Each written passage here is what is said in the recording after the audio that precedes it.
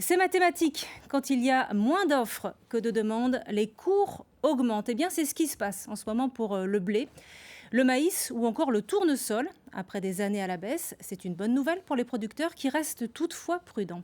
Voyez les explications d'Anaëlle Blanchard. Des récoltes de blé 2021 pas exceptionnelles, un volume tout juste dans la moyenne quinquennale.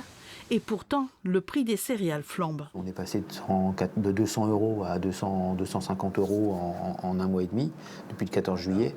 Après cette hausse des cours, dans cette coopérative, on estime que les prix de vente devraient se maintenir. Aujourd'hui, on est plutôt confiant pour les producteurs de blé, sur le fait que le marché peut rester relativement soutenu encore au moins quelques semaines, voire quelques mois. Oui.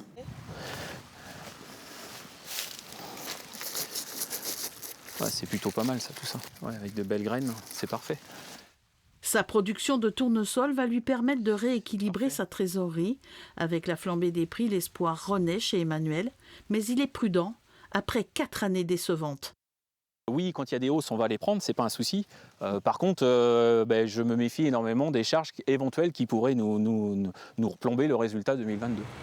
Dans cette autre coopérative située à l'est de Poitiers, on est méfiant car les matières premières augmentent automatiquement à chaque flambée des prix des céréales et des oléagineux. Il y a des charges qui sont importantes dans une exploitation agricole, ce sont notamment les amendements que l'on apporte à la plante pour qu'elle se développe. Et rien que cette partie-là, elle a doublé en un an. Donc quand on a dit ça, forcément, ça aide à relativiser. Enfin, il faut relativiser la hausse des marchés. Cette année, les céréaliers ont pu un peu bénéficier de la hausse des cours mondiaux, mais rien ne dit qu'à l'avenir, ils pourront trouver des conditions comparables. Et en direct de Cognac, on retrouve notre invité Pierre-Antoine Allard. Bonsoir, vous êtes responsable de la commercialisation des céréales chez Océlia. C'est l'une des plus grosses coopératives de Nouvelle-Aquitaine. Expliquez-nous pourquoi ça a autant flambé, surtout depuis la mi-juillet. Oui, bonsoir. Alors, il faut quand même rappeler tout d'abord que les marchés agricoles, par définition, sont des marchés qui sont très météo-sensibles.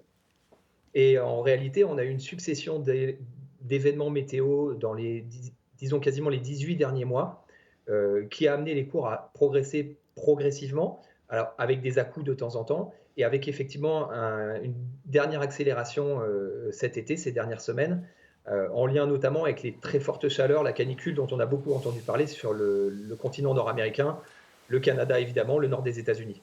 On a entendu la prudence des producteurs dans le reportage. Est-ce qu'ils vont vraiment bénéficier à long terme de cette hausse des cours ? Alors c'est toute la question. On parle beaucoup d'inflation par exemple actuellement. Donc qu'est-ce qui va vraiment se passer ?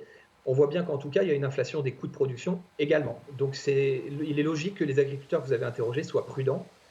Il est aussi heureux qu'on ait une période de cours élevée, sachant qu'on a connu plusieurs années consécutives de cours qui étaient très bas et qui mettaient en difficulté les exploitations céréalières. Donc pour vous, c'est un juste retour des choses pour eux ?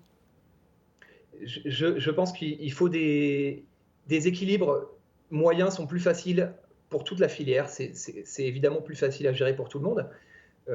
Maintenant, on a des à-coups, on a des marchés qui sont très sensibles à la météo. Et quand on a le hasard qui fait qu'on a une succession d'aléas climatiques sur des zones qui sont stratégiques sur certains marchés, eh ben, ça crée effectivement des mouvements de marché très importants. Et est-ce que ça veut dire que nous, les consommateurs, allons payer plus cher nos produits demain ? Est-ce que notre baguette de pain, par exemple, va augmenter ?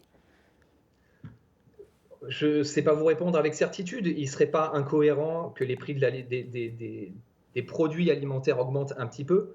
Maintenant, il ne faut pas oublier que la part de la matière première agricole dans le produit fini est généralement très réduite, entre quelques pourcents et peut-être 15-20% maximum sur les produits où cette part-là est la plus importante.